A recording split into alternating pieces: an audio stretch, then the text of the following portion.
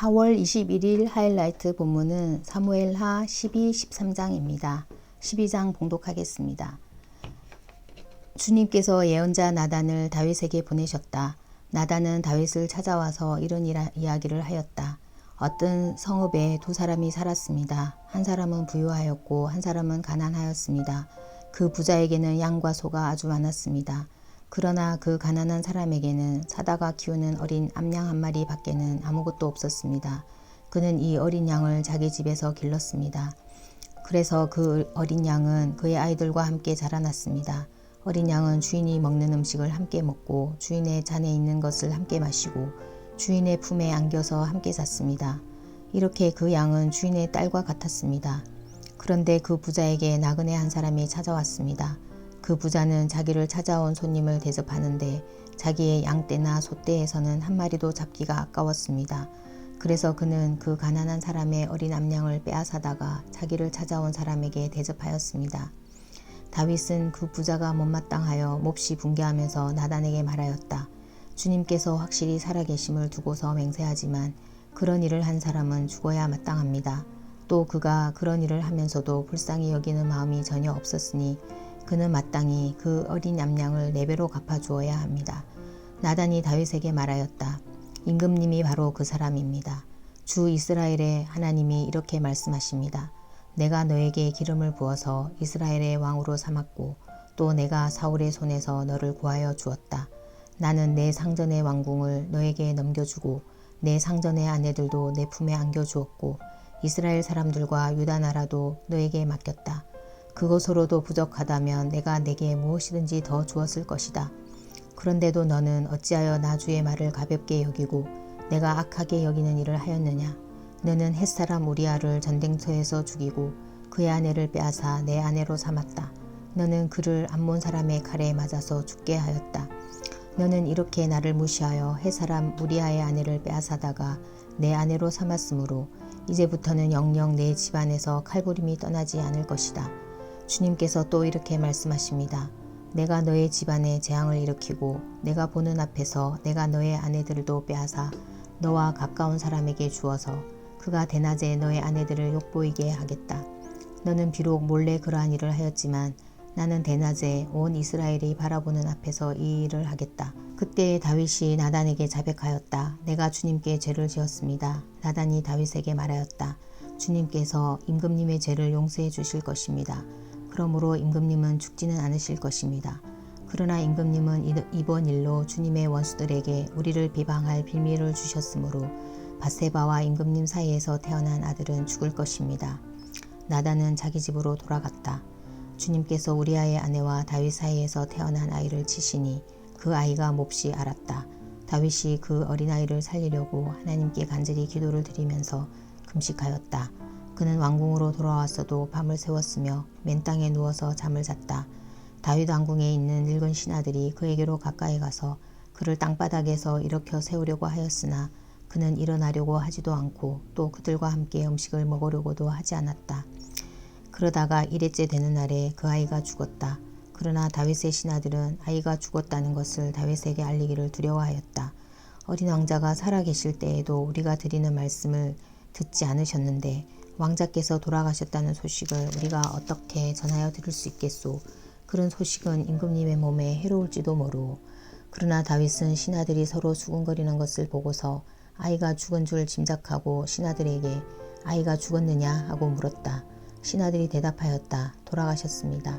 그러자 다윗은 땅바닥에서 일어나서 목욕을 하고 몸에 기름을 바르고 옷을 갈아입은 뒤에 성전으로 들어가서 주님께 경배하였다. 그는 왕궁으로 돌아오자 음식을 차려오게 하여서 먹었다. 신하들이 다윗에게 물었다. 왕자가 살아계실 때에는 임금님께서 식음을 전폐하고 슬퍼하시더니 이제 왕자가 돌아가시자 임금님께서 일어나셔서 음식을 드시니 이것이 어떻게 된 일이십니까? 다윗이 대답하였다. 아이가 살아있을 때에 내가 금식하면서 온 것은 혹시 주님께서 나를 불쌍히 여겨주셔서 그 아이를 살려주실지도 모른다고 생각하였기 때문이요. 그러나 이제는 그 아이가 죽었는데 무엇 때문에 내가 계속 금식하겠소? 내가 그를 다시 돌아오게 할 수 있겠소? 나는 그에게로 갈 수 있지만 그는 나에게로 올 수가 없소. 그 뒤에 다윗이 자기의 아내 밧세바를 위로하고 동침하니 그 여인이 아들을 낳았다. 다윗이 그의 이름을 솔로몬이라고 하였다. 주님께서도 그 아이를 사랑해 주셔서 예언자 나단을 보내셔서 주님께서 사랑하신다는 뜻으로 그의 이름을 여디디야라고 부르게 하셨다.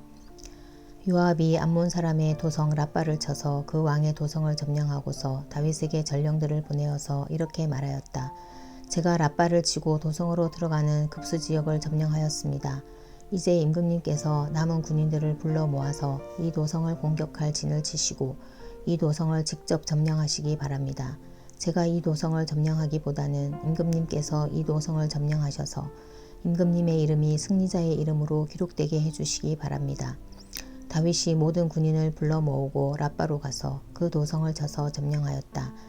그는 암몬 왕의 머리에서 금관을 벗겨왔는데 그 무게가 금 한 달란트나 나갔고 금관에는 보석이 박혀 있었다. 다윗은 그 금관을 가져다가 자기가 썼다.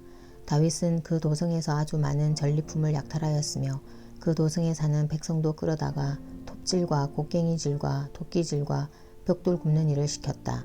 그는 암몬 사람의 모든 성읍에 이와 똑같이 한 뒤에 모든 군인을 거느리고 예루살렘으로 돌아왔다. 사무엘하 13장. 그 뒤에 이런 일이 있었다. 다윗의 아들 압살롬에게는 아직 결혼하지 않은 아름다운 누이가 있는데 이름은 다말이었다. 그런데 다윗의 다른 아들 암논이 그를 사랑하였다. 암논은 자기의 누이 다말을 사랑하였으나 처녀이므로 어찌할 수 없는 줄을 알고 병이 나고 말았다. 암논에게는 요나답이라고 하는 친구가 있었는데 그는 다윗의 형 시므아의 아들이다. 요나답은 아주 교활한 인물이었다. 마침 그가 암논에게 물었다. 왕자님, 나날이 이렇게 안색이 수척해지시는데 웬일이십니까? 나에게 그 까닭을 알려주지 않으시겠습니까? 암논이 그에게 말하였다. 나의 아우 압살롬의 누이 다말을 내가 사랑하고 있기 때문이요. 그러자 요나답이 그에게 제안하였다. 왕자님은 침상에 누워서 병이 드제 하십시오. 부하께서 문병하러 오시면 누이 다말을 보내달라고 하십시오. 누이 다말이 와서 왕자님이 드실 음식을 요리하게 하면 좋겠다고 말씀하십시오. 다말이 왕자님 앞에서 음식을 요리하면 왕자님이 그것을 보면서 그의 손에서 직접 받아 먹고 싶다고 말씀드리십시오. 그리하여 암논이 침상에 누워서 병든 채 하고 있으니 과연 다윗 왕이 그를 문병하러 왔다. 그때 암논이 왕에게 요청하였다. 누이 다말을 보내주십시오. 제가 보는 앞에서 누이가 맛있는 빵 몇 개라도 만들어서 그것을 저에게 직접 먹여주게 하여 주십시오. 다윗은 다말의 집으로 사람을 보내어서 지시하였다. 어서 내 오라비 암논의 집으로 가서 그에게 먹을 것을 좀 만들어 주어라.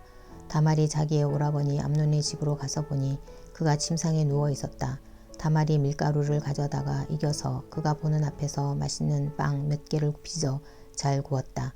그리고 다말이 냄비째 가져다가 암논 앞에서 그릇에 담아 주었으나 암논은 먹을 생각은 하지 않고 사람들을 다 밖으로 내보내라고 말하고는 사람들이 모두 밖으로 나간 뒤에 다말에게 말하였다.